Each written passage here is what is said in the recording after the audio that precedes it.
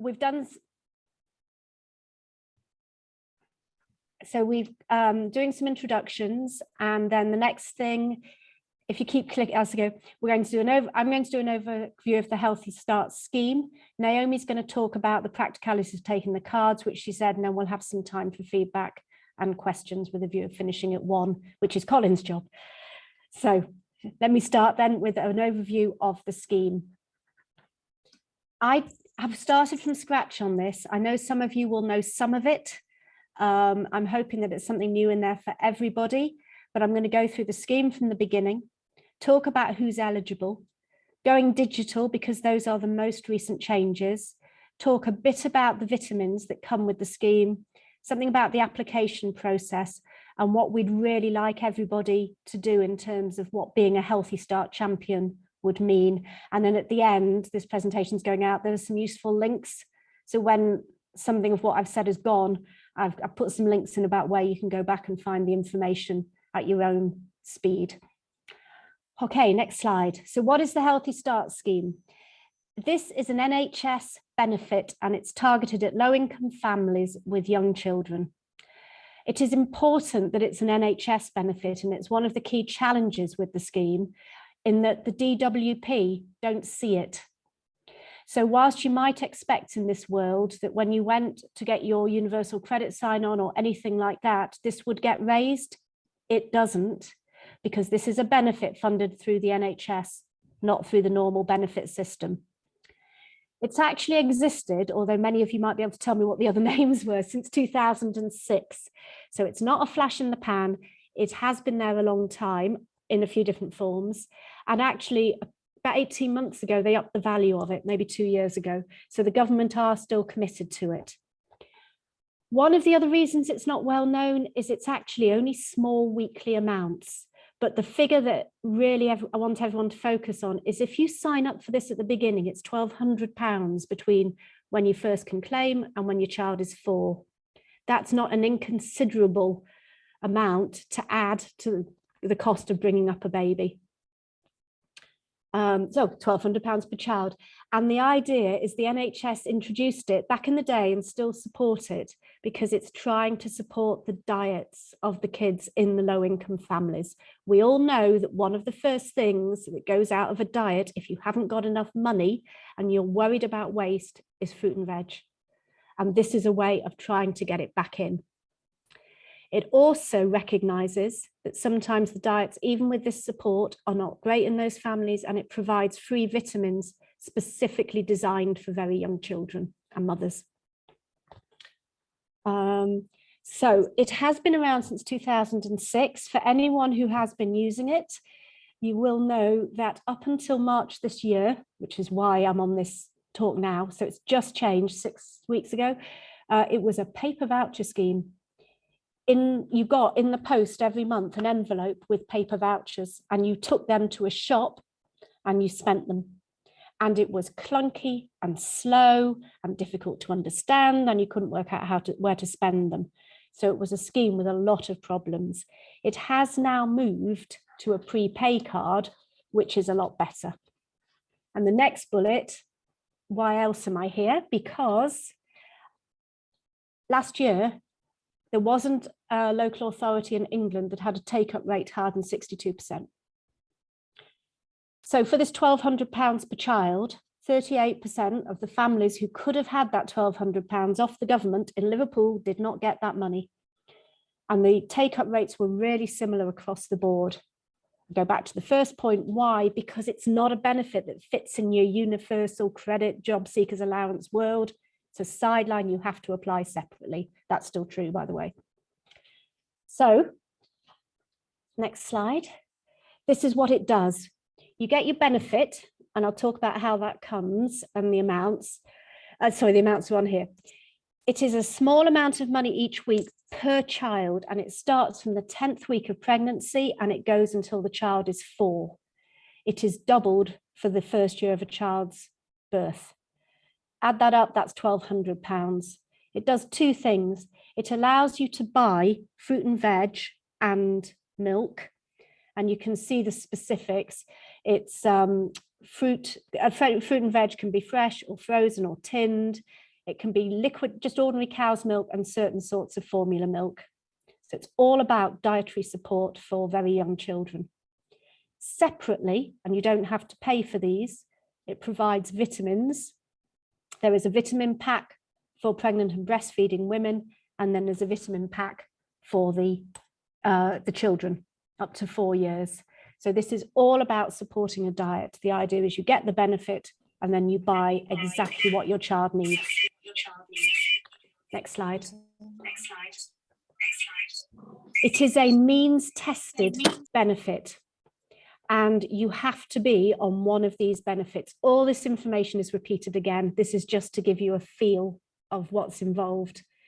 So you have to be either on something like universal credit or child's tax credit with a low income, or on one of the income-based benefits, income support, job seekers allowance, or you can be under 18. That's it. You can be under 18. It is also possible to qualify, and in Greater Manchester, this is quite an issue. I don't know, Naomi, how big an issue this is in Liverpool. If you have no recourse to public funds, I will answer DLA or PIP towards the end because that is a big population, I agree. I've seen the question. You can qualify if you've got no recourse to public funds. That is really complicated, but it is possible. So the link at the bottom of this slide, which is repeated later, tells you how to apply, but it also has on it these benefits. The thing to remember is you're looking for people whose family are on a low income, and that's how they qualify. Next slide, please. Right, so it's gone digital, good and bad. Going digital means that those paper vouchers that turned up every month in the post have stopped. They stopped at the end of March. And you now get your benefit through a prepaid debit card. Looks just like a bright blue credit card, a MasterCard. And what happens is that once you've got that card, every month, your benefit will be put onto it. So £4.25 times 4 weeks will go onto the card, 4 and a bit weeks. Or if you've got more than one child, the benefit will go on. Because that's the other thing. If you've got 3 kids under 4, this really does add up. The idea was to make it much more user-friendly so that people weren't having to keep the vouchers, find them, find where to spend them. The idea was to make it a better scheme. And I think for all the problems, I think it probably will be a better scheme. The thing that anybody who's been involved with this for the last couple of years, the next bullet is key. Everybody had to reapply. It doesn't matter if you're 2 years into your 4 years of your child, you had to reapply. If you did not reapply, your benefit has now stopped. You can still reapply, but you have to reapply.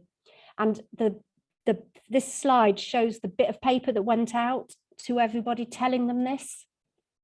I think it's gone out once or twice. It's gone out in a brown envelope. I don't know how many got opened. I would say that from our members, lots of people didn't see this. So one of the big messages from today is even if you think people knew all about the scheme, make sure they reapplied. There's no data yet, by the way, coming out to tell us, but there's a feel that not everybody has yet reapplied. And there's been some publicity around the change, which has maybe helped the uptake and got new people to sign up, but we might have lost some people who didn't spot. They just thought it would carry on. Next page. So what are the benefits of moving to the prepaid card? The first thing is that for those people who can apply online and who fit the criteria, you get immediate acceptance. For anybody who was in the old paper scheme and remembers it took 6 weeks, you filled in the form and you heard nothing. That has now changed. You can get immediate acceptance. Also, under the old scheme, you had to spend those paper vouchers in shops that took the paper vouchers. So as the pantries on this, you would have each had to apply individually to be allowed to accept those paper vouchers. That's gone. Now, if you take cards, you can take this card. You wouldn't even notice the difference. They pay with one of these cards. Our members are paying all the time with them. You don't know the difference. as long as you can take a MasterCard. And that is also true any shop that takes MasterCard and sells food, is a food retailer, I'll come to that actually, can take it. Paper vouchers, you weren't allowed to give change. Now people are just spending on a card, and that card might have 40 or 50 pounds on it if they've built it up over a few weeks and want to do a big shop of fruit and veg or formula. They can keep the change, they can spend exactly the amount they want, and you can save it up. It lasts, I can't remember exactly how it lasts, but it lasts a fair few weeks before it disappears off your card. You don't have to tell people it's a Healthy Start card. So there was feedback on the old paper voucher scheme that it was shaming to have to give it over in a supermarket.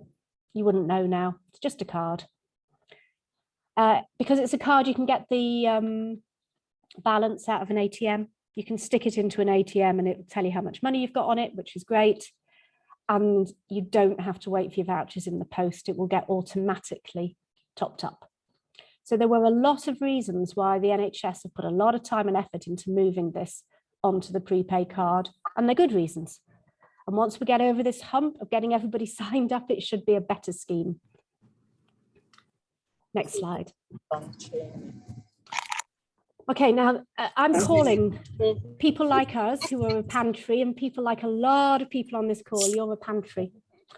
You don't have to register or tell Healthy Start that you are taking these cards anymore. You used to have to, so if you've ever heard that it was quite a complex process to apply, you don't need to do that anymore. All you need to be able to do is accept cards. The next point, possibly not relevant unless the people on this phone or some of these people on this call are not charities.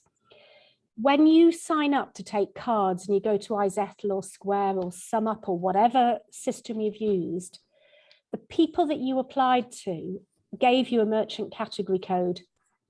Whatever the NHS tell you, you won't know what that is. You'll have no idea, because we went through this palaver with them last year. They keep saying that you will know and you won't. It's done behind the scenes and you don't really need to know, except that code is what determines whether you can take a Healthy Start card. So if you're a charity, you will have this code that's on the slide, 8398 charitable organisation. That's on the NHS approved list now. It wasn't, but it is now. You'll be fine. If there's anybody who's not a charity on this, you will need to look at this, because then you have to be a food retailer or someone who's recognised as taking food to be able to take the cards. The cards work like any other card. You won't even know someone's paid with a Healthy Start card. You cannot even get the data from the back end. So anybody who's tracking spend with Healthy Start vouchers, this won't work anymore. And we've had that issue because we were trying to identify take up in our membership and we've lost that ability. Everybody else was. You are not responsible as a retailer, as a pantry, for policing how the card is used. You need to make a fair attempt to say that the right amount of money is being spent on fruit and veg, but they're not coming back to you to be responsible. For good or for bad, that's the truth of it. Okay, next slide. And this is what people are being told about where they can use the card. Food banks, clubs, pantries, supermarkets, convenience stores, grocery stores, those are the places. And this is where the merchant category codes come in for the people who aren't charities, everyone after the first bullet. So if you help somebody sign up, they don't just have to spend it with you, they can spend it at any of these places if they're selling the right stuff. And at the bottom, it just says they've got to have the MasterCard logo up. But to be honest, anyone who's got a card machine takes MasterCard. That's not a big issue. Okay, next slide. Right, and then there's the vitamins. The vitamins are nothing to do with the money. The vitamins are completely separate, and the vitamins are distributed through pharmacies, but it varies by every local authority. What you can do is there's a website at the bottom that allows you to go into the NHS website and see which local pharmacies to your location are giving out vitamins. So anybody who comes to you to shop, it's worth saying, did you know you can go down the road to such and such pharmacy and they will give you free vitamins to help you or your child, depending on the age. There's no payment to be made. All the person has to do is show their Healthy Start card. It's a completely separate element of the benefit. Yep, next slide. Okay, this is the application process to give you a bit of confidence about how it works. The slide down the right shows the process as the NHS have outlined it. So you can apply, the best way to apply, and this is out of personal experience, is online. The telephone application process is slow because there are long queues on the phone line. The phone line is a 0300 phone line, which is free from a landline. But if your members are like our members, a lot of them are working off a mobile and it's not always included. Sometimes it is, sometimes it isn't. Online is super quick. You need to, and then this on the left, they need their benefits award code, which is on the Universal Credit first page if they're on Universal Credit, or it's on any letter. You can also get the DWP to print it out for you if you go into a job centre. And name, address, date of birth, national insurance number and due date if the baby's not already born. That's it. You put that in and there's a behind the scenes check that goes through online and it says, yep or no. It is that quick and it takes about 3 or 4 minutes if somebody's got the benefits award code. Without it, you've got to basically send them away and they come back. But the point they've got that code. The point that we are finding is a lot of people don't know the name, address and date of birth that they've given to the DWP. So it's very often very helpful to get someone to bring a benefits award letter with them and literally copy across, because that's the information that's there. And if the address is not where they live anymore, they need to change that before they apply, because the card will go to the wrong address. If it works, you get immediate acceptance and the cards arrive in a week. Then there's an activation number that people have to phone, and then the PIN number, they get the PIN number and then they're up and running. So for the people who flow straight through and who are either quite IT literate, I'll wave my hand at this, or also have got help, it's quite efficient, because then they can spend it and that's it, they're away. Obviously, that shouts out for people who are not digitally confident, people who haven't got the right online access, and people who struggle with paperwork. And like every other benefit, those are the populations we're finding need a bit of help, sadly. Next slide. What would we like you to do? We're really keen on getting as many people as possible to talk about the Healthy Start scheme. Remember, the take-up of the old scheme was only 62%. There's no reason to think that's not actually now gone down because of the people who didn't realise they had to reapply. So we've got to push that back up and then get the other 38% on. Just tell people about it. People just don't know. And a lot of people are able, when they find out, to go and apply for themselves and get on the scheme. That's what we're finding. It's a talk to people, tell them, make sure they know. The £1,200 a child really helps because people think, oh, £4.25 a week, £20 a month, which is not inconsiderable if you're thinking about buying fruit and veg. And like you, if they spend the £20 with us, it's a lot of food, a lot of fruit and veg, a lot of milk. So the food pantries together with the Healthy Start card is super valuable to people. Bring the two together. We'd really like, and I think Naomi is going to talk a bit about this, putting the information up and just tell people about it. Yeah, just tell people this is the scheme and show them where to go to apply. You can point them at the application page and explain the process. That the slide couple back, it takes them through the process. They get that again when they apply, but you could show them that it's quite simple. There are people who fall outside the standard process, and we would not expect people to be experts. I know in our charity, we've been doing this for 2 years. We still have cases we don't know what to do with. I can talk about some of the common issues, but specifically, you don't need to be an expert, because that's what citizens advice are for. Encourage people to have a go. If the case looks complicated, mainly because people get rejected and you think, why? Because the name and address is right, everything's right. Citizens advice have a lot of the extra knowledge and can look on individual cases. Next slide, please.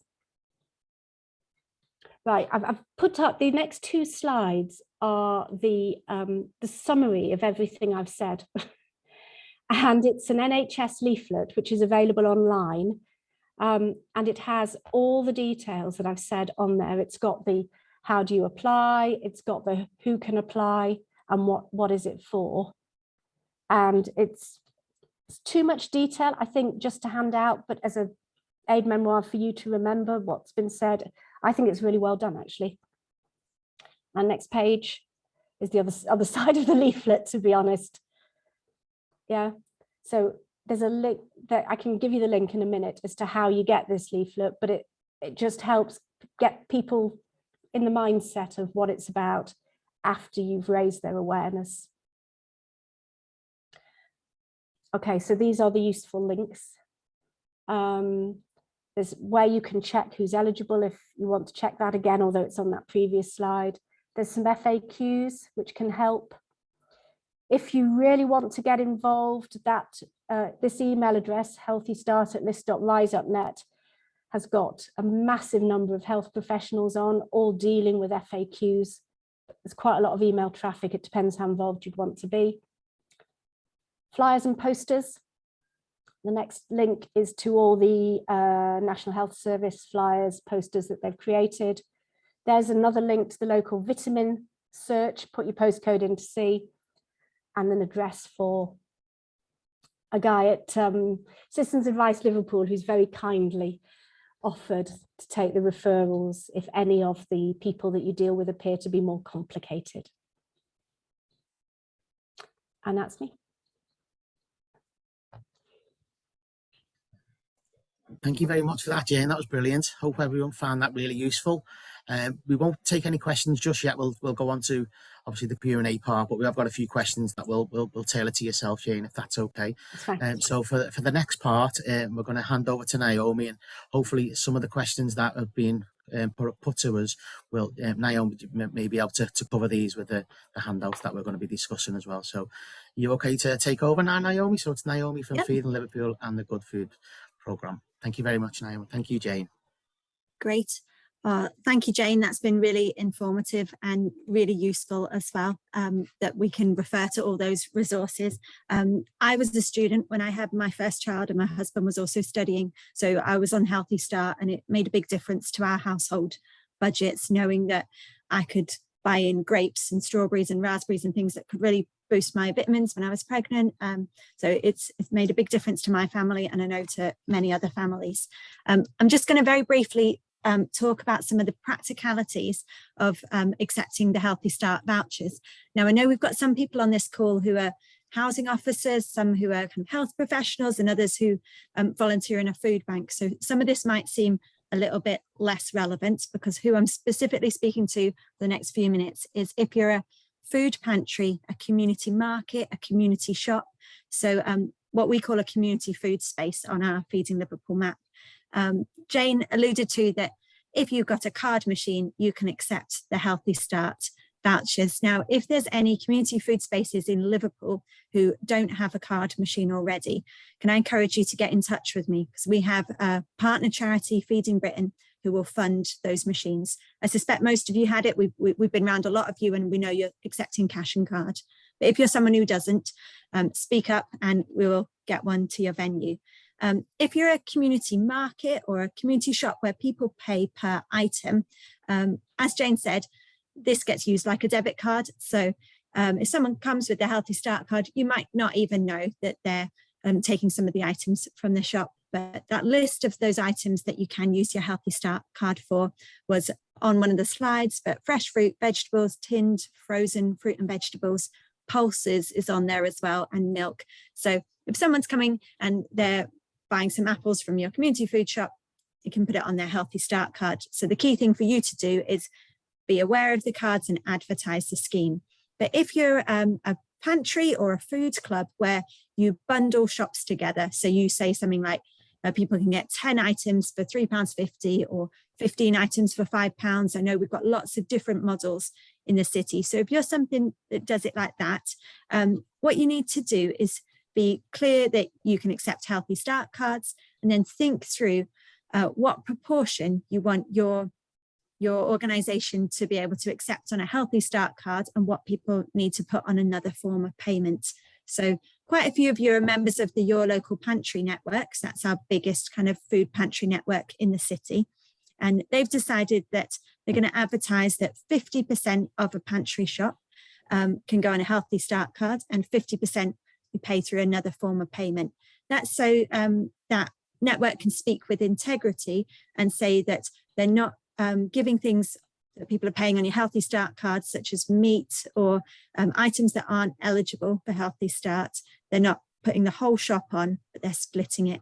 Now, the Your Local Pantry Network have done a handbook about this that will be circulating. If you're not in that network, but you'd like to find out a bit more about what they're doing, just get in touch with me, and I'm sure we'll be able to share how they've done that, thinking through that 50% was what could work for them. As Jane's expressed, the responsibility, though, to make sure you're buying the right items with your Healthy Start card is with the individual, not the pantry. We don't want people having to go through people's shops and say, oh, that is a Healthy Start item, that isn't, and trying to top things up like that. No, the responsibility is with the individual, but the pantry needs to advertise and have thought through its way that it can accept these cards. We've talked very briefly about promotional materials. The government has obviously allocated money for this benefit already, but millions of pounds is getting wasted because women and carers and parents, they don't know about the scheme. And we think that's wrong, and that there hasn't been enough communications done about it. So on a local level in Liverpool, we're trying to increase the promotional materials that are available. So if you're a community food space or a food bank, what we're doing is we have got a series of these easy read Healthy Start booklets printed. Now they're booklets that explain the scheme in picture form. So hopefully very useful to support someone who has a low level of literacy, maybe who English isn't their first language as well. So we're going to give all the community food spaces 2 of these that you can keep at your venue. You will be able to print more yourselves, but we've got them bounded and laminated, and hopefully people could spill coffee on them and they'd still be good quality.